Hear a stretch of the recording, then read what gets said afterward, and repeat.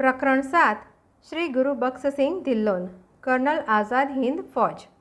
નેતાજી અમારા માટે અખૂટ પ્રેરણાદાયી હતા। આઝાદ હિન્દ ફૌજના પ્રત્યેક સૈનિકને તેઓ જાતે સંભાળ લેતા। આઝાદ સૈનિકોના બિછાના પર તેઓ બેસતા અને તેની માવજત કરતી નેતાજીના દિલમાં જેમ આઝાદ ફૌજના એક અદના માનવી માટે પ્રેમ અને મોહબ્બત ભર્યા હતા, તેવી જ રીતે આઝાદ ફૌજના નાના મોટા સૌ કોઈ માનવીના દિલમાં નેતાજીને માટે પ્રેમભાવ હતો। એમનું ફરમાન અમારા માટે આજ્ઞા હતી। એ આજ્ઞા એવી હતી કે ફરમાનનો અમે અમલ કરતાં કરતાં પ્રાણ આપી દઈએ। આઝાદ હિન્દ ફૌજ નાકામયાબ થઈ છે, પણ એણે જે સિદ્ધિ પ્રાપ્ત કરી છે તે એવી ભવ્ય છે કે જગત એને ક્યારેય ભૂલી શકશે નહીં। અમદાવાદની એક વિરાટ સભા સમક્ષ આ શબ્દો ઉચ્ચારનાર કર્નલ ધિલ્લોનને કોણ પીછાનતું નથી? લાલ કિલ્લાના ઐતિહાસિક મુકદ્દમામાં સંડોવાયેલા 3 સિંહોમાંના એ એક છે। ઊંચા, પાતળા અને પ્રભાવશાળી વ્યક્તિત્વ ધરાવતા કર્નલ ધિલ્લોનની વાણીમાં જોશ અને દર્દ ભર્યા છે। તેઓ પોતે સૈનિક છે અને સૈનિક તરીકેનું જીવન જીવે છે, એટલે તેઓ શિસ્તના ચુસ્ત હિમાયતી હોય જ। જંગી માનવ મેદનીવાળી સભામાં જ્યારે તે ગેરશિસ્ત જુએ છે, અવ્યવસ્થા જુએ છે, ત્યારે તેઓ વ્યથા અનુભવે છે। સૌને તેમનો આદેશ એક જ હોય છે, શિસ્ત જાળવો। બર્મામાં નેતાજીને સાંભળવા જમા થતો લાખોની બેદનીવાળી સભાઓમાં તેમણે હાજરી આપી છે, પણ ત્યાં ગેરશિસ્ત તેમણે જોઈ નથી। એથી હિન્દીઓની અવ્યવસ્થા તેમને ખૂંચે છે, એમના દિલ અને દિમાગમાં ખુમારી છે। ગૌરવથી એમની ગરદન સદાય ટટ્ટાર રહે છે। શીખ જાતિને જન્મસિદ્ધ એવા લડાયક ખમીરના દર્શન તો પહેલી મુલાકાતે થાય છે। એમનું નામ ગુરુ બખ્શસિંહ ધિલ્લોન। તેમના પિતાનું નામ સરદાર ઠાકુરસિંહ ધિલ્લોન, માતાનું નામ શ્રીમતી કરણી દેવી ધિલ્લોન। તેમના પિતા સરદાર ઠાકુરસિંહ ધિલ્લોન 32 વર્ષની એકધારી લશ્કરી સેવા બજાવ્યા પછી નિવૃત્ત થયા છે। તેમનું કુટુંબ વિશાળ છે। શીખ જાતિ લડાયક જાતિ છે। બ્રિટિશ સલ્તનતની સ્થાપના પછી શીખોને સલ્તનતની રક્ષા અને તેની વૃદ્ધિ માટે આજ સુધી પોતાના લોહી વહાવ્યા છે। કર્નલ ધિલ્લોનના પિતા જેમ લશ્કરી સેવા બજાવીને નિવૃત્ત થયા છે, તેવી જ રીતે તેમના વડીલ બંધુ ગુરુ દયાલસિંહ ધિલ્લોન પણ લશ્કરમાં જમાદાર હેડ ક્લાર્ક હતા। તેમના બીજા ભાઈ બલવંતસિંહ ધિલ્લોન પણ લશ્કરમાં છે। આમ એમનું કુટુંબ લશ્કરને પોતાની સેવા આપી રહ્યું છે। ગુરુ બખ્શ ધિલ્લોનનો જન્મ 1914ના માર્ચ માસમાં લાહોર જિલ્લાના આલગોન નામના ગામમાં થયો હતો। તેમના પિતા દેવલાલી ખાતે વડા વેટરનરી સર્જન હોઈને દેવલાલીની ટેકરીઓ પરથી લશ્કરી ટુકડીઓની હિલચાલ તેમની આકર્ષી રહી હતી। ઘોડેસવાર ટુકડીઓ જોવામાં તેઓ ખૂબ તલ્લીન બની જતા। ત્યાં જ તેમનું શિક્ષણ શરૂ થયું। પિતાએ ખાનગી શિક્ષક રોકીને તેમને પ્રાથમિક જ્ઞાન આપવા માંડ્યું। પ્રાથમિક શિક્ષણ પૂરું થતાં છાંગા માંગા ખાતેની શાળામાં દાખલ થયા। આધ્યાત્મિક શિક્ષણ પટૌકીની શાળામાં લીધું અને સિમલા નજીકના ભગત સ્ટેટની વિક્ટોરિયા દલિપ હાઈસ્કૂલમાં વધુ અભ્યાસ માટે જોડાયા। શાળાના જીવનકાળમાં જ દેશભરમાં શરૂ થયેલી અસહકારની હિલચાલ પ્રત્યે તેઓ આકર્ષાયા। તેમણે ખાદી પહેરવાનું શરૂ કર્યું। રાષ્ટ્રપ્રેમના ઉછળતા ધોધમાંથી હાથ લાગેલા મોતી તેમણે કાવ્યમાળામાં ગૂંથીને અર્પણ કરવા માંડ્યા। પણ તે રાષ્ટ્રની આઝાદી માટેના જોશીલા પ્રવાહમાં તણાય તે પહેલાં તેમના પિતા રૂકાવટ થઈને ઊભા રહ્યા। વફાદારીની અનન્ય ભાવના અને લશ્કરી નોકરીની શિસ્તે તેમના પિતાને મહાસભા પ્રત્યેની વિરોધી બનાવ્યા હતા। મહાસભાની પ્રવૃત્તિ પ્રત્યે તેમને નફરત હતી। બ્રિટિશરો પ્રત્યેની તેમની વફાદારી તેમને કહી રહી હતી કે તારા પુત્રને રોક, તારો પુત્ર રાષ્ટ્રભક્તિના પ્રવાહમાં તણાઈ ન જાય એ તું જોતો રહે। અને પિતાએ તેને રોક્યો। પ્રવાહ જોશ ભર્યો હતો અને ગુરુ બખ્શસિંહ તેમાં તણાય એ પહેલાં તે બહાર નીકળી આવ્યા। આમ છતાં એમના દિલમાં મહાસભા પ્રત્યેની ભક્તિના જે અંકુરો ફૂટ્યા હતા તે કાયમ રહ્યા। પંજાબ આર્ય સમાજની પ્રવૃત્તિનું મુખ્ય કેન્દ્ર છે અને ગુરુ બખ્શસિંહ પણ આર્ય સમાજ પ્રત્યે આકર્ષાયા। આજે પણ તેઓ આર્ય સમાજના પ્રશંસક છે। અભ્યાસ દરમિયાન તેમને તબીબી થવું હતું। આજાર માનવીઓની સેવા કરવાના તેમને કોડ હતા, પણ પિતાએ તે સામે વિરોધ ઉઠાવ્યો। જે કુટુંબના તમામ સભ્યો જાતિનો વીરત્વનો વારસો લઈને લશ્કરમાં જોડાયા હોય, એ કુટુંબનો ગુરુ બખ્શ ડૉક્ટર બને એ કોને ગમે? અને સદાને માટે ડૉક્ટર બનવાના સ્વપ્ન નાબૂદ થયા। રાવલપિંડીની ગોર્ડન મિશન કોલેજમાં અભ્યાસ કરતા હતા તે દરમિયાન તેમને ખ્રિશ્ચન ધર્મ વિશે અભ્યાસ કરવાની તક મળી। તેમજ એક વિદ્વાન મુસ્લિમ જજનો પુત્ર જે ગુરુ બખ્શસિંહનો મિત્ર હતા, તેની દ્વારા ઇસ્લામ વિશે 5 અભ્યાસ કર્યો। તેઓ ધર્માંધતાથી પર છે। પિતાએ તબીબી બનવાની ના પાડી દીધી। એ સંજોગોમાં ગુરુ બખ્શસિંહ પોતાના કુટુંબને માથે બોજારૂપ થવા ઈચ્છતા ન હતા। એથી તેમણે લશ્કરમાં જોડાવા માટે પરવાનગી આપવાની પિતા સામે માંગણી કરી અને તારીખ 19મી મે 1933ના રોજ તે લશ્કરમાં ભરતી થયા। ભરતી થવાનું મુશ્કેલ હોવા છતાં તેમણે સારા માર્ક્સ સાથે કોર્સ પસાર કર્યો। તારીખ 24મી ફેબ્રુઆરી 1934ના રોજ ફિરોઝપુર ખાતેની તાલીમ પૂરી કરી અને લાહોર ખાતે પંજાબ રેજિમેન્ટની બેટાલિયનમાં તેમને મૂકવામાં આવ્યા. પણ ત્યાંય તેમને આગળ આવવાની તક તો ઓછી જ મળી. ઇરાદાપૂર્વક તેમની પ્રગતિના માર્ગમાં અંતરાયો ઊભા કરવામાં આવ્યા. તેમના સુબેદાર પણ શીખ હતો. છતાં ગુરુબખ્શસિંહ ભણેલા અને જુદા જિલ્લાના હોવાથી તેઓ પ્રત્યે સદાય દ્વેષતાભર્યું વર્તન રાખવામાં આવતું હતું. આમ છતાં પણ એક મુસ્લિમ જમાદારની સહાનુભૂતિથી 3 મહિનાની વધુ તાલીમ માટે તેમને પસંદ કરવામાં આવ્યા. સદભાગ્યે તેઓ આ તાલીમમાં પ્રથમ નંબરે આવ્યા અને કામચલાઉ લાન્સ નાયકની પદવીએ પહોંચ્યા. અલબત્ત આ પદવી કામચલાઉ અને બિનવેતની હતી. પ્રગતિ અને વિકાસ માટે ફાંફા મારતા ગુરુબખ્શસિંહનું ધ્યાન મશીન ગન વિભાગ તરફ ગયું. પણ એની સામે બધાનો વિરોધ હતો. એવી જોખમભરી કામગીરી સામે સૌ કોઈને વાંધો હતો. એ દિવસો દરમિયાન ગુરુબખ્શસિંહના પત્ની બસંત તેમની સાથે રહેતી. એક દિવસ ગુરુબખ્શસિંહે પત્નીને કહ્યું, હવે હું તો આ નોકરીથી કંટાળ્યો છું. હું તે રાજીનામું આપવા માંગુ છું. પત્નીને પતિનો આ વિચાર ગમ્યો નહીં. એ પણ શીખ બાળા હતી. એના દેહમાં પણ ગરમ લોહી વહેતું હતું. એણે પતિને કહ્યું, પિતાની આ બાબતમાં સલાહ લેવી જરૂરી છે. અને બન્યું પણ એમ જ. પતિ પત્ની જ્યારે આ પ્રશ્ન પર ગંભીરતાથી ચર્ચા ચલાવી રહ્યા હતા ત્યાં એકાએક ગુરુબખ્શસિંહના પિતા આવી ચડ્યા. ગુરુબખ્શસિંહે પત્નીને કહ્યું કે પિતાજી સમક્ષ આ વાત મૂકવાની કોઈ જરૂર નથી. પણ પતિની ગેરહાજરીનો લાભ લઈને પત્નીએ તમામ હકીકતથી સસરાને વાકેફ કર્યા. ગુરુબખ્શસિંહ, તારા જેવા કાયર પુત્ર માટે મને શરમ ઉપજે છે. ઘરમાં પગ મૂકતા જ પિતાએ પુત્રને આ શબ્દોથી નવાજ્યો. ગુરુબખ્શસિંહ પરિસ્થિતિ સમજી ગયા. પત્નીએ પોતાની ગેરહાજરીમાં પિતાને બધું જ કહી દીધું છે એ સમજી જતાં એમને વાર લાગી નહીં. હું તારી પલટનના કમાન્ડરને તારી બદલી કરવાની ભલામણ કરીશ. તું જરા પણ ગભરાતો નહીં. પિતાએ પુત્રને હિંમત આપવાનો પ્રયાસ કર્યો. શરમના ભારથી જેની ગરદન લચી રહી છે એવા પુત્રે હવે હિંમત એકઠી કરી હતી.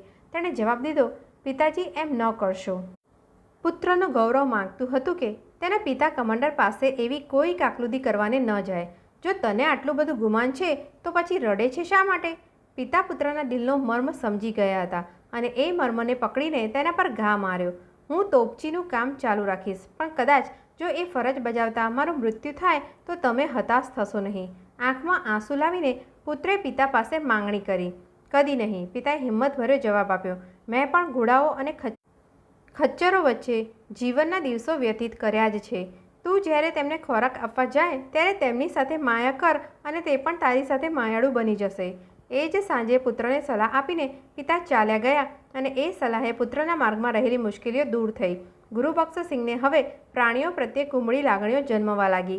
ખચ્ચરો વિશેનો ભય દૂર થયો.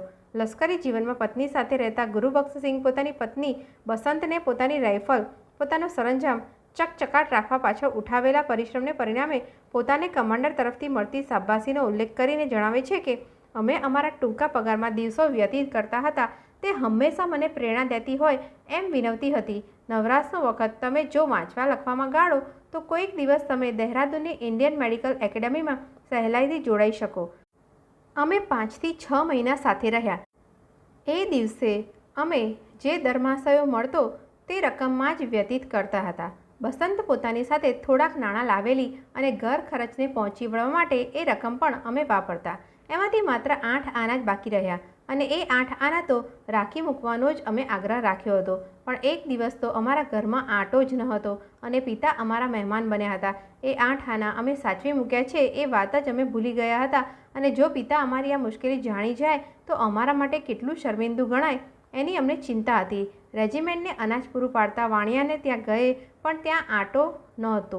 ઉછીના પૈસા લેવાનું તો મને ગમતું જ ન હતું. મારી મુશ્કેલીનો પાર ન હતો. પણ અચાનક જ મને પેલા 8 આના યાદ આવ્યા અને હું મારી ઓરડી પર દોડી ગયો.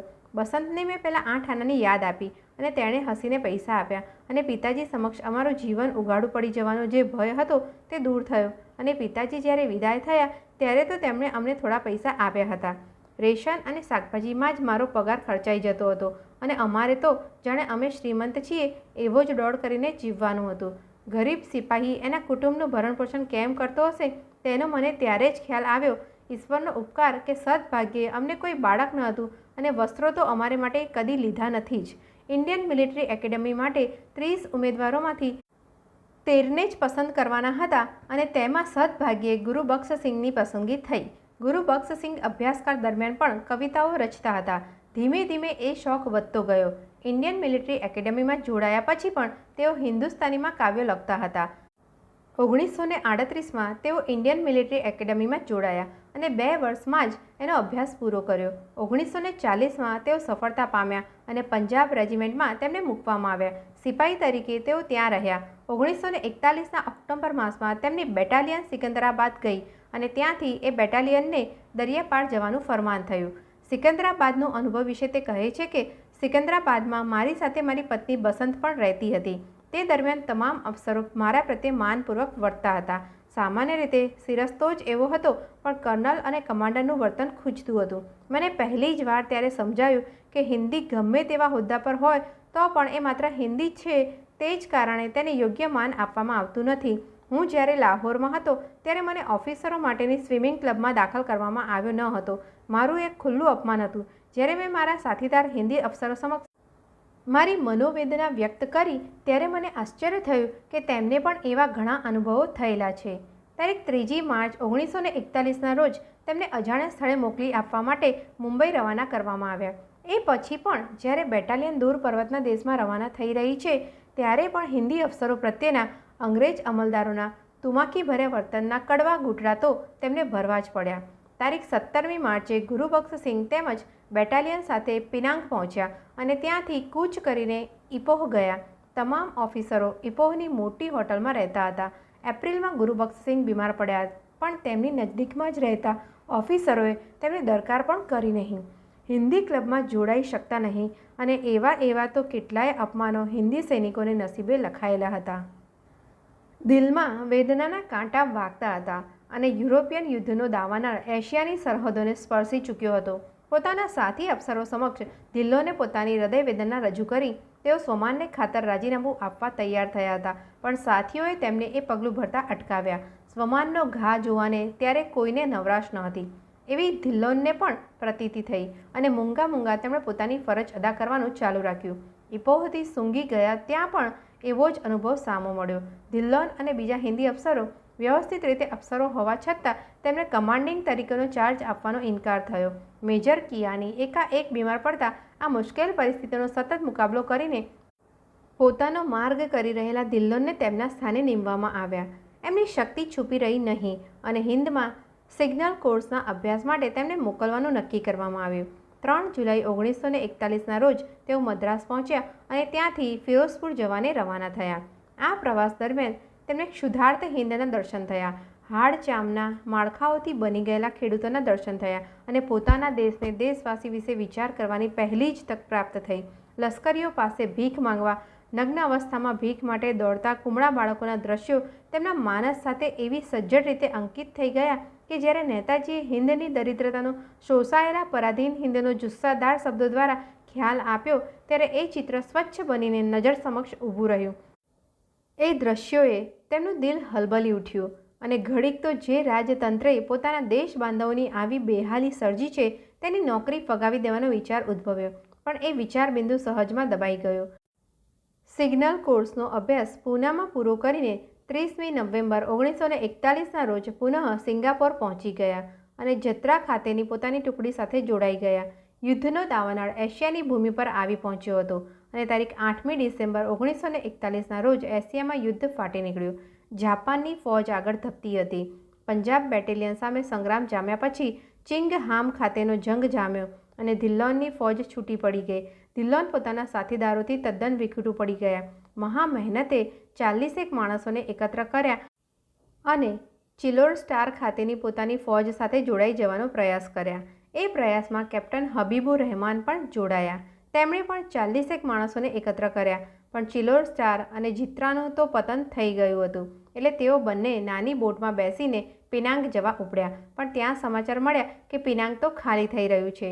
દરમિયાન ધિલ્લોનને નિબાંગ ખાતેના પુલનું રક્ષણ કરવાની ફરજ સુપ્રત થઈ અને છેલ્લી ઘડી સુધી તેનું રક્ષણ કરવાનો પ્રયાસ કર્યો, પણ જ્યાં સામ્રાજ્યની તાકાતના વળતા પાણી થયા હતા ત્યાં ધિલ્લોનનો પુરુષાર્થ શા ખપનો.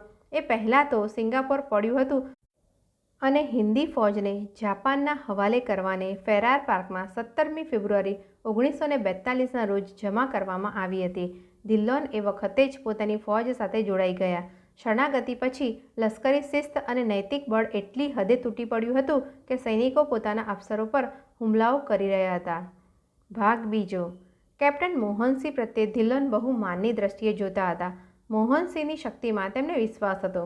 મોહનસિંહ આઝાદ હિંદ ફૌજની રચના કરતા હતા.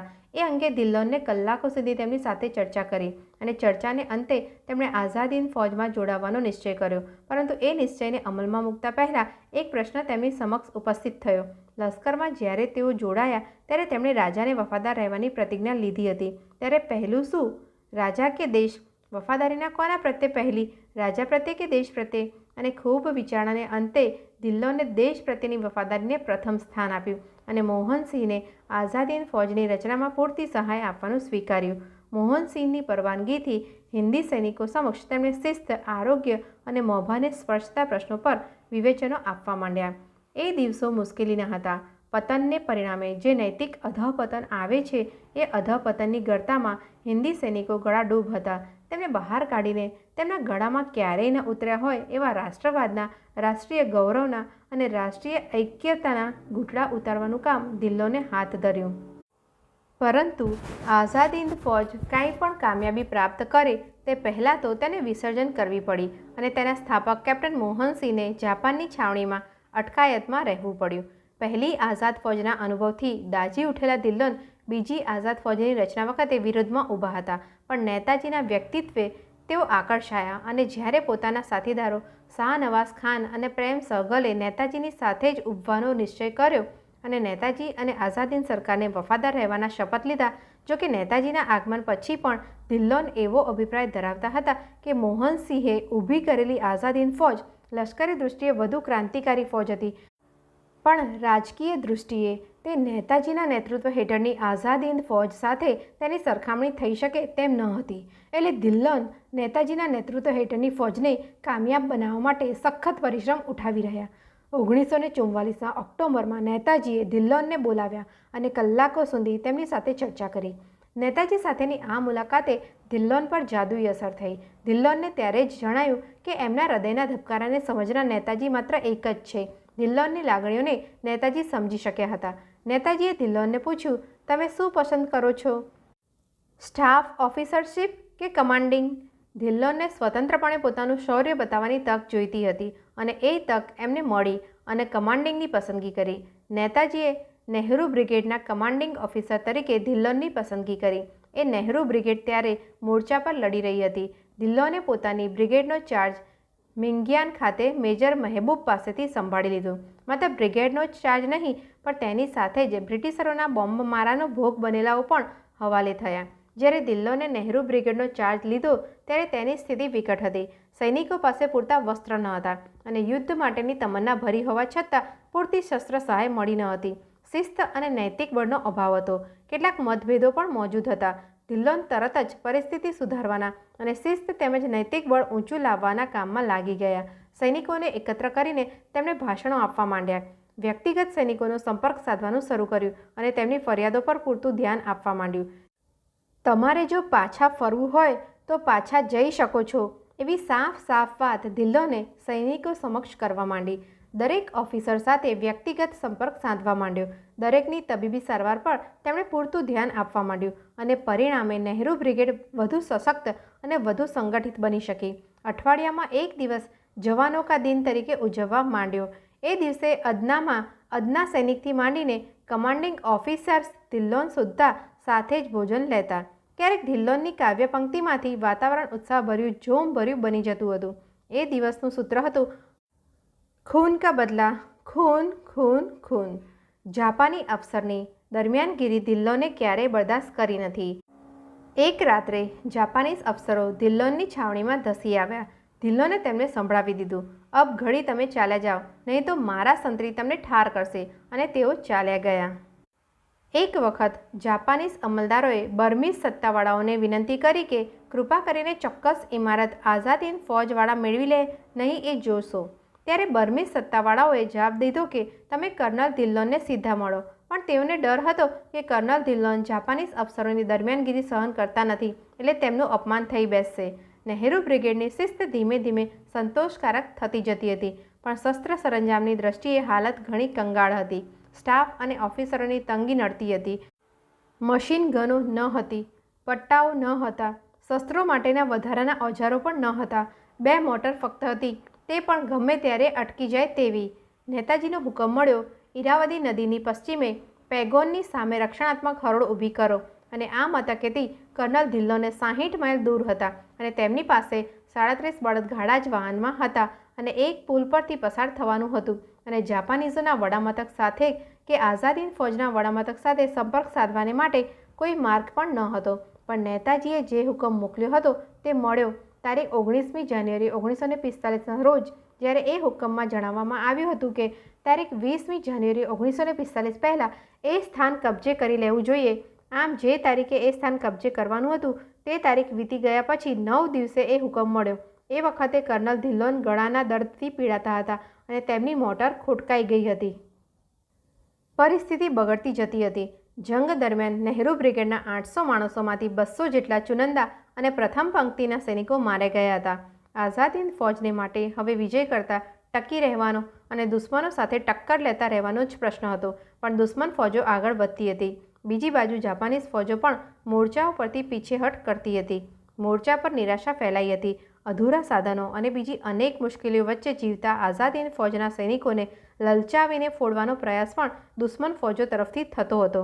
અલબત્ત આ પ્રયાસના કેટલાક ખરાબ પ્રત્યાઘાતો તો પડ્યા અને કેટલાક સૈનિકો આઝાદ હિંદ ફૌજમાંથી નાસીને દુશ્મનને પણ મળી ગયા હતા. એની અસર આઝાદ હિંદ ફૌજ પર સમગ્ર રીતે નૈતિક બળ તોડવામાં સફળ થઈ હતી. કર્નલ શાહ નવાઝે પણ હવે તો શરણાગતિ સ્વીકારી હતી. એ જોતા તેમજ હવે પલટાયેલી પરિસ્થિતિમાં લડત ચાલુ રાખવાનો કોઈ અર્થ નથી એવી પ્રતીતિ કર્નલ ધિલ્લોનને થવા લાગી. દરમિયાન જાપાની સેનાપતિએ દુશ્મન વધુ થાણાઓ કબજે કરતો આગળ વધી રહ્યો છે તેવા સમાચાર પહોંચાડ્યા. એના પરિણામે કર્નલ ધિલ્લોને શરણાગતિ સ્વીકારવાનો નિર્ણય કર્યો અને નજદીકના મિત્ર દળોના સેનાપતિ પર નીચે મુજબનો પત્ર મોકલ્યો. પ્રતિ મિત્ર દળોના સેનાપતિ જોગ, હું મારા અફસરો અને સાથીદારો સાથે યુદ્ધ કેદીઓ તરીકે શરણે આવવાને તૈયાર છીએ. G.S. ધિલ્લોન, કર્નલ. મિત્રદળોના સેનાપતિ કર્નલ ધિલ્લોનની માંગણીનો સ્વીકાર કરતા ઘડી પણ અચકાય શા માટે? તેમણે તરત જ કર્નલ ધિલ્લોનને જવાબ આપ્યો અને કર્નલ ધિલ્લોન સહિત આઝાદ હિંદ ફૌજના સૈનિકો મિત્રદળોના સેનાપતિને શરણે થયા. કર્નલ ધિલ્લોનને તેમના સૈનિકોથી જુદા પાડવામાં આવ્યા અને ત્યાંથી કેદી હાલતમાં રંગૂન લઈ જવામાં આવ્યા. એમની પહેલાં જ મેજર જનરલ શાહ નવાઝને દિલ્હી લઈ જવામાં આવ્યા હતા. કર્નલ ધિલ્લોનને પણ રંગૂનથી દિલ્હી લઈ જવામાં આવ્યા અને ત્યાં દિલ્હીના ઐતિહાસિક લાલ કિલ્લામાં મેજર જનરલ શાહ નવાઝ અને કર્નલ પ્રેમ સહગલ સાથે અટકાયતમાં રાખવામાં આવ્યા હતા. હિન્દી સરકારે ત્રણેય અફસરો સામેના કેસ ચલાવવા માટે લાલ કિલ્લામાં જ લશ્કરી અદાલતની સ્થાપના કરી. આ મુકદ્દમાએ હિંદભરમાં ભારે રોષ પેદા કર્યો. મહાસભાએ ત્રણેયને બચાવવા માટે ચુનંદા ધારાશાસ્ત્રીઓની એક કમિટી નીમી અને એ બધી વિગતો આગળના પાનામાં આપવામાં આવી છે. લશ્કરી અદાલત સમક્ષ કર્નલ ધિલ્લોને નિવેદન કરતાં જણાવ્યું હતું કે દહેરાદૂનની હિન્દી લશ્કરી શાળામાં ચેટવુડ હોલમાં આ પ્રમાણે મુદ્રાલેખ કોતરવામાં આવ્યો છે. હરેક પ્રસંગે દેશની સલામતી, સ્વમાન અને કલ્યાણનો સવાલ મોખરે હોવો જોઈએ. તમે જે માણસોનું સેનાપતિ પદ કરો તેમની સલામતી, સુખ સગવડ અને કલ્યાણનો તમે હંમેશા વિચાર કરજો. તમારી સુખ સગવડનો વિચાર છેલ્લે કરજો. મેં મારી સમક્ષ આ મુદ્રાલેખ ધ્યાનમાં રાખીને આઝાદ ફૌજના અફસર તરીકે સેવા બજાવી છે. ત્યારબાદ તેઓએ સિંગાપુરની શરણાગતિ અને કપ્તાન મોહનસિંહને હસ્તે આઝાદ ફૌજની રચનાના બનેલા બનાવનું વર્ણન કર્યું હતું. તેઓએ વધુમાં જણાવ્યું હતું કે મલાયાના પ્રજાજનોની જે દુર્દશા થઈ તે મેં નજરે નિહાળી હતી. આથી હિન્દ પર આક્રમણ થતાં મારા દેશ બાંધવની શું દશા થાય એ વિચારતા હું ધ્રુજી ગયો હતો. આ વખતે 150 વર્ષના બ્રિટિશ શોષણનો મને ખ્યાલ આવ્યો હતો. મને વિચાર આવ્યો હતો કે અંગ્રેજોએ પોતાના લાભને માટે સાધન સામગ્રીઓનું ભારે શોષણ કર્યું છે અને શાહી યુદ્ધો માટે માનવ શક્તિનો ઉપયોગ કર્યો છે. કટોકટીની પડે દેશની રક્ષા કરી શકાય એ માટે આપણને તૈયાર કરાયા નથી, પણ આપણને સદાને માટે ગુલામીમાં રાખવા પ્રયત્ન કર્યો છે અને દુર્બળ બનાવી દીધા છે. કપ્તાન મોહનસિંહે આઝાદ ફૌજની જે રચના કરી હતી એમાં મને નવી આશા દેખાઈ. આ ક્ષણે એક મજબૂત સેના ઊભી કરી શકાય તો એ હિન્દને પરદેશી લશ્કરની ધૂંસરીમાંથી મુક્ત કરે. જાપાનીઝો જો વચનભંગ થાય અને પોતાના લાભાર્થે દેશનું શોષણ કરવા મથે તો એનો સામનો પણ થઈ શકે. મને એમાં હિન્દ માતાનો અવાજ સંભળાયો અને મેં મારું નસીબ કપ્તાન મોહનસિંહ સાથે જોડી દીધું. શ્રી સુભાષચંદ્ર બોઝના પ્રવચનો, એમની નેતાગીરી વગેરે વસ્તુના તેમજ પોતાના ભાષણોના ઉલ્લેખ કરતા કપ્તાન ધિલ્લોએ વધુમાં કહ્યું હતું કે અમે સાધનોના અભાવે પૂરતા માણસો તૈયાર કરી શકતા ન હતા. દેશ પ્રત્યેના પ્રેમના કારણે જ એમાં જોડાવાની સ્પષ્ટતા અમે કરી હતી. 200 માણસોને મિંગયાન છોડ્યા પહેલાં દૂર મોકલી આપવામાં આવ્યા હતા. અત્યાચારોના આરોપો વિશે લેફ્ટનન્ટ ધિલ્લોને જણાવ્યું હતું કે અટકાયતી છાવણી જ ન હતી, પણ શિસ્તભંગના ગુના માટે એક અલગ છાવણી હતી. અહીં રખાતા કેદીઓનો અર્થ એ થતો કે તેમનામાં ચારિત્ર્યની કશી ખામી હતી. આ વસ્તુ ફોજમાં જોડવા માટે એક નાલાયકી ગણાતી હતી. ફરિયાદ પક્ષના સાક્ષીઓએ જુદી અને વિકૃત હકીકતો રજૂ કરી છે. તેનો આશય સરકારની કૃપા મેળવવાનો છે. આઝાદ ફોજ છોડી જવાની દરેક સૈનિકને છૂટ હતી. અમે દુશ્મન હરોળથી માત્ર 2 માઇલ દૂર નહોતા, છતાં અઠવાડિયાઓ સુધી કોઈ પણ માણસે બાતમી આપી નહોતી. ઘણી વખત 20-20 કલાકો સુધી અમારે પાણી અને ખોરાક વિના ચલાવવું પડતું. આ ત્રાસ સ્વેચ્છાએ જોડાયેલી સેના જ સહન કરી શકે. એ ખરું છે કે 4 માણસોને સજા કરાઈ હતી, પણ મારા હુકમ હેઠળ દેવાઈ હતી. એ વસ્તુ ખોટી છે. હું એ વખતે પથારીવશ હતો. પાછળથી વિભાગીય સેનાપતિએ સજા રદ કરી હતી અને તેનો કદી અમલ કરાયો ન હતો. મેં સરકારની એક વ્યવસ્થિત સેનાના એક ભાગ તરીકે કામ કર્યું છે. આથી હિન્દી ફોજદારી ધારા હેઠળ મારા પર કામ ચાલી શકે નહીં. હું આઝાદ ફોજમાં શુદ્ધ આશયથી જોડાયો હતો. આથી હું ઘણા યુદ્ધ કેદીઓને પૈસા અને બીજી સામગ્રીઓ આપી શક્યો હતો અને હિન્દીઓનું સ્વમાન સાચવી શક્યો હતો. જાપાનીઝોની સજા પામેલા ઘણા નાગરિકોને મેં બચાવ્યા હતા. હિન્દના શહેરો પર બોમ્બ વર્ષા ચલાવતા જાપાનીઝોને અટકાવ્યા હતા. આ સેના માટે દૂર પૂર્વના હિન્દીઓએ કામચલાઉ આઝાદ સરકારના ફાળામાં કરોડો રૂપિયા ભરીને કદર કરી હતી. ભાગ 3. કર્નલ ગુરુબખ્શસિંહ ધિલ્લોને રણમોરચે જે વીરતા બતાવી, જે ખમેર તેમના સાથીદારોએ બતાવ્યું અને આઝાદ હિન્દ ફોજના નામ પર યશ કલગી ચડાવી, એથી સર સેનાપતિ નેતાજી સુભાષ બોઝને અપાર આનંદ થયો હતો અને તેમણે કર્નલ ધિલ્લોનને અભિનંદન પત્ર આપ્યો હતો. એ અભિનંદન પત્ર અને કર્નલ ધિલ્લોનનો પ્રત્યુત્તર કર્નલ ધિલ્લોનના હૈયાની વેદના ધીકતી કરે છે. સદર દફતર, અલ કમાન, આઝાદ હિન્દ ફોજ, રંગૂન, 12 માર્ચ 1945. મેજર જી. એસ. ધિલ્લોન. જય હિન્દ. તમારી ફોજ અને તમે જાતે જે કાર્ય કરી રહ્યા છો તેને હું ખૂબ રસપૂર્વક નિહાળી રહ્યો છું અને કટોકટીની પળે તમે જે બહાદુરીથી મક્કમતાપૂર્વક સામનો કરી રહ્યા છો એ માટે તમને હું મુબારકબાદી આપું છું. હાલની કટોકટીની પળે તમારામાં અને તમારી પડખે ઊભા રહેનારાઓમાં હું મારો પૂર્ણ વિશ્વાસ જાહેર કરું છું. આ ઐતિહાસિક લડતમાં વ્યક્તિગત રીતે આપણું ગમે તે થાય, પણ જગત પર એવી કોઈ શક્તિ અસ્તિત્વમાં નથી કે જે હિન્દને હવે વધુ વખત માટે ગુલામીમાં રાખી શકે. આપણે જીવતા રહીએ ને કાર્ય કરતા રહીએ અથવા તો લડતા લડતા આપણે મૃત્યુ પામીએ, પણ હરેક સંજોગોમાં આપણે એટલો તો સંપૂર્ણ વિશ્વાસ રાખવાનો છે કે આપણે જે કાર્ય માટે લડી રહ્યા છીએ તેની સિદ્ધિ અનિવાર્યપણે ચોક્કસ છે. હિન્દની આઝાદી પ્રત્યે ઈશ્વર અંગુલી નિર્દેશ કરી આપણને માર્ગ બતાવી રહ્યો છે. આપણે માત્ર આપણી ફરજ બજાવવાની છે અને હિન્દની આઝાદી માટેની કિંમત ચૂકવવાની છે. અમારા હૈયા તમારી અને આપણા રાષ્ટ્રની ગુલામીની જંજીરો તોડવા માટેની આપણી લડતમાં જેઓ તમારી સાથે ઊભા છે તે તમામની સાથે છે. મહેરબાની કરીને તમારા હાથ નીચેના તમામ ઓફિસરો અને સૈનિકોને મારા હૃદયપૂર્વકના અભિનંદન પાઠવશો. તમને પણ મારા અંતઃકરણપૂર્વકના અભિનંદન. ઈશ્વરના આશીર્વાદ તમારા પર ઉતરી રહો અને વિજયશ્રીને વરો. જય હિન્દ. સુભાષચંદ્ર બોઝ. આ પત્રના પ્રત્યુત્તર રૂપે કર્નલ ધિલ્લોને નેતાજી સુભાષચંદ્ર બોઝ પર લખેલો પત્ર નીચે મુજબ છે. Burma, 20 March 1945. પ્યારા નેતાજી, જય હિન્દ. આપનો તારીખ 12મી માર્ચ 1945નો પત્ર મળ્યો. પત્રમાંની વિગતો જાણી મારી લાગણીઓ તો મારા અશ્રુ દ્વારા જ જાણી શકશો. મારા પ્રત્યે અને મારા સાથીઓ પ્રત્યે પૂર્ણ વિશ્વાસ વ્યક્ત કરવા માટે હું આપના અંતઃકરણપૂર્વકનો આભાર માનું છું. અમારા નેતાજી, હું મારી ફરજ તરફથી આપને ખાતરી આપું છું કે અમારા માર્ગમાં ગમે તે મુસીબતો આવે તેની પરવા કર્યા વિના આપના આદર્શ અને આપની ઈચ્છા મુજબ આપણી માતૃભૂમિની આઝાદી પ્રાપ્ત કરવાને જ્યાં સુધી એક પણ સૈનિક જીવતો હશે ત્યાં સુધી લડતા રહેશે. મારા સંબંધિતો, મેં આપને રંગૂનમાં જે શબ્દો કહ્યા હતા તે મેં આપકી આંખે કિસી કે સામને નીચી ન હોને દૂંગા ની યાદ આપું છું. જ્યારથી હું આપની વિદાય લઈને છૂટો પડ્યો ત્યારથી એ શબ્દોનો રણકાર મારા કાનમાં ગુંજ્યા કરે છે.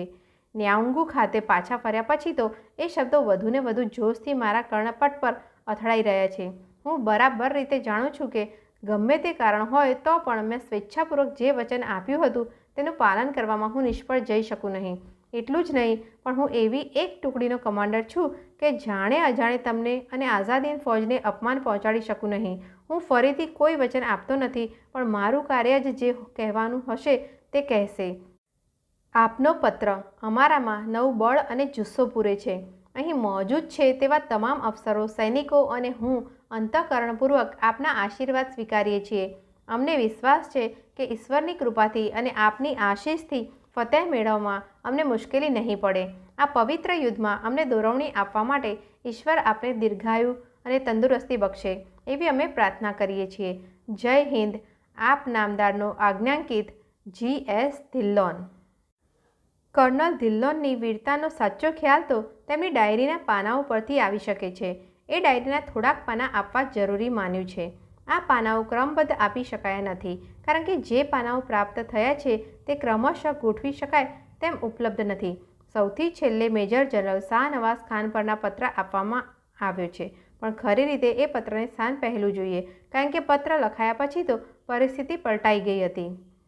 Burma 22 December 1944. પ્રતિ લિસિયન ઓફિસર હિકારી કિકાન. આઝાદ હિંદ ફૌજ 2 બ્રિટિશ અફસરોને કેદ પકડ્યા છે. BPOW સાથે એક રિવોલ્વર તેના કેસ સાથે હાથ લાગી છે. તે જાપાની સૈનિકોએ લઈ લીધી છે. બ્રિટિશ અફસરોને આઝાદ હિંદ ફૌજે ગિરફ્તાર કર્યા હોવાથી તેઓ અમારા કેદી છે. તેમને અને રિવોલ્વરને અમારા વડા મથકે મોકલી આપશો. નકશા અને બીજી ચીજો જાપાનીઝોને તપાસ માટે જરૂરી હોય તો તેઓ ભલે રાખે. આભાર સહિત G.S. Dhillon, commander number 125 unit. તારીખ 3 માર્ચ 1945ના રોજ મેજર ધિલ્લોનની સહીથી ખૂબ જ ખાનગી પરિપત્ર પ્રસિદ્ધ થયેલો. એ પરિપત્રમાં જુદી જુદી તારીખોના બનાવોનો ઉલ્લેખ કરવામાં આવ્યો છે. એ નીચે મુજબ છે. 28 ફેબ્રુઆરી 1945.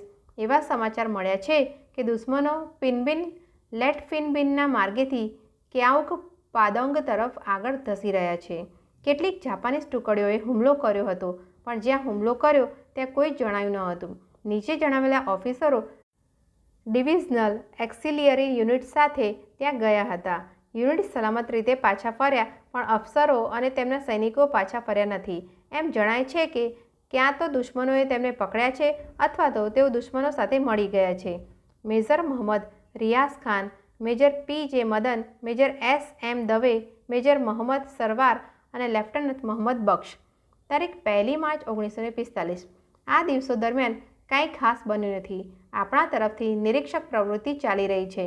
તિબુ વિસ્તારમાંની આપણી ગેરિલા પાર્ટીને ઘેરવાનો દુશ્મનોએ પ્રયાસ કર્યો હતો, પણ તેઓ નિષ્ફળ ગયા છે. આપણા નિરીક્ષકો સિક્ટીએન અને વેલોંગ ગયા હતા અને એવી માહિતી મેળવી શક્યા છે કે દુશ્મનો ટૌગથા તરફ ગયા છે. દુશ્મન પાસે 12 ટેન્કો અને 500 લોરીઓ છે. ટૌગથા, વેલોંગ અને સિક્ટીએન રસ્તાઓ પર કોઈ દુશ્મન નજરે પડ્યો નથી, તેમજ ટેલિફોન લાઇન પણ જણાઈ નથી.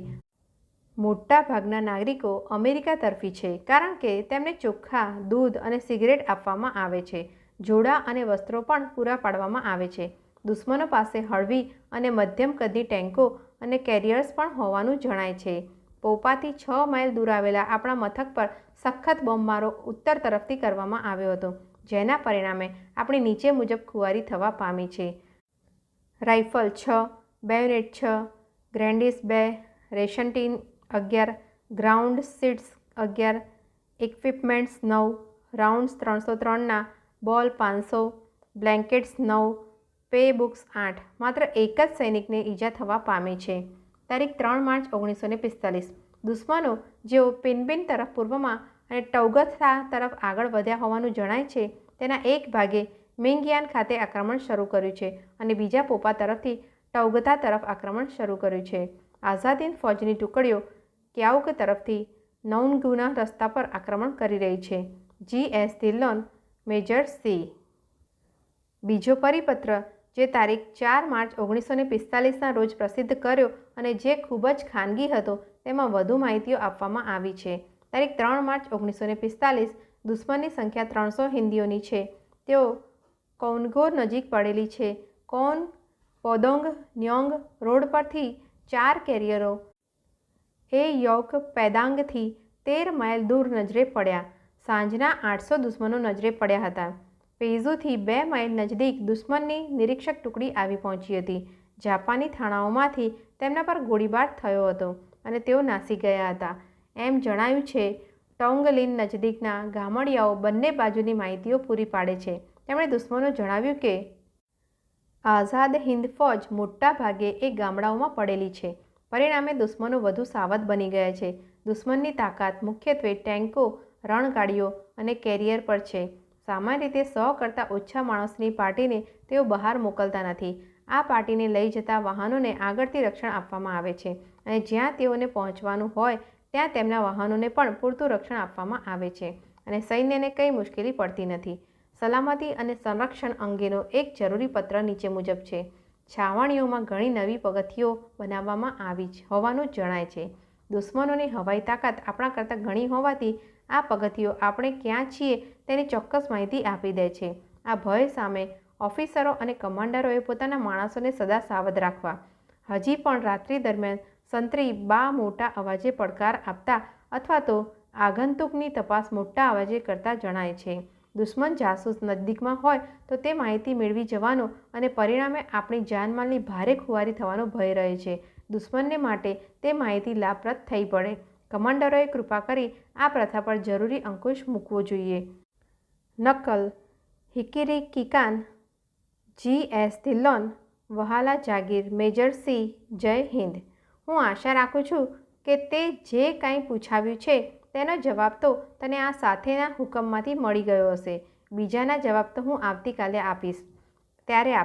હું આજે જ આવવાનો હતો પણ ગઈ રાત્રિના મારે અચાનક કેટલીક રક્ષણ હરોળની તપાસ માટે જવું પડ્યું. ત્યાંથી પાછા ફર્યા પછી હું ઘણો થાકી ગયો હતો. એવો થાકી ગયો હતો કે મારી જિંદગીમાં હું ક્યારેય એવો થાક્યો નથી. મેજર શંકરે મને આજે ઇન્જેક્શન આપ્યું છે. જોકે એ કોર્સ પૂરો કરવા માટે હજી મારે 12 લેવાના રહે છે પણ માત્ર થોડાક જ મળી શકે તેમ છે. આવતીકાલે હું એક વધુ ઇન્જેક્શન લઈશ. મારે કાર્ય પણ સુપ્રત કરી દેવું પડ્યું છે. 221 અને 243 યુનિટના સ્વાગત અને વિદાય માટેની જરૂરી ગોઠવણો કરવા માટે હું મોહિન્દ્ર સિંઘને મોકલું છું તેમજ મેજર વાટસનનાથે સાથે નોનગુ ખાતે મોકલું છું. દુશ્મનોનો બરાબર મુકાબલો કરે તેવી રીતે એ યુનિટોની ગોઠવણી થાય એ જોજો. આવતીકાલે હું ચોક્કસ જ આવીશ. તમારો G.S. ધિલ્લોન. તારીખ 18 માર્ચ 1945નો જંગનો અહેવાલ કર્નલ ધિલ્લોનની સહીથી જે લખાયો છે તે અહેવાલ આઝાદ હિંદ ફૌજના વીરત્વની અમરગાથા સમો છે. એ અહેવાલમાંની કેટલીક વિગતો અહીં રસપ્રદ થઈ પડશે એમ માનીને આપવામાં આવી છે. ઉત્તર પશ્ચિમ તરફથી 10 વાગ્યે દુશ્મનોએ આપણા મથકો પર સખત બોમ્બમારો શરૂ કર્યો. એ વખતે એ કંપનીની નિરીક્ષણ ટુકડીના હવાલદાર નાઝીર સિંઘ કંપનીના વડા મથકેથી 1 માઇલ દૂર નૈનગુ તરફ નિરીક્ષણ માટે ગયા હતા. તેમની સામે મુખ્ય રસ્તાની પશ્ચિમ બાજુએથી મજબૂત દુશ્મન ટુકડીએ ગોળીબાર શરૂ કર્યો હતો. આપણા નિરીક્ષકોએ તેનો સામે જવાબ આપ્યો હતો અને 7 દુશ્મનોને ઠાર કર્યા. આ સંદેશ વડા મથકે મોકલવામાં આવ્યો. દુશ્મન આગળ વધતા હોવાથી તેને આગળ વધતા અટકાવવા માટે દતુરામની સરદારી હેઠળ બીજી ટુકડી મદદે મોકલવામાં આવી અને તેણે દુશ્મનને આગળ વધતા અટકાવ્યા. 12 વાગ્યે મુખ્ય રસ્તા પરથી 15 દુશ્મન ટેન્કો, 11 રણગાડીઓ અને 10 ટ્રકો આગળ વધી અને પોઈન્ટ A પર બોમ્બમારો અને તોપમારો કરવા લાગી. આપણા સૈનિકોએ રાઇફલ અને બ્રેન ગનથી તેનો જવાબ આપવા માંડ્યો. આથી દુશ્મનોએ નિશાન બદલ્યું અને પોઈન્ટ B પર મારો શરૂ કર્યો. પાછો ત્યાંથી પોઈન્ટ A પર મારો શરૂ કર્યો. B પોઈન્ટ પરથી આપણી ફૌજોને દુશ્મન વડા મથકેથી સંદેહવાહક દ્વારા એવી ચેતવણી આપવામાં આવી કે તેમનો નાશ કરવાનો નિશ્ચય કર્યો છે. આપણી ફૌજોએ તોપગોળા અને હાથથી ફેંકાય તેવા બોમ્બ ફેંકવા માંડ્યા પણ આપણી ફૌજ અસહાય હતી. દુશ્મન તાકાત વધુ હતી.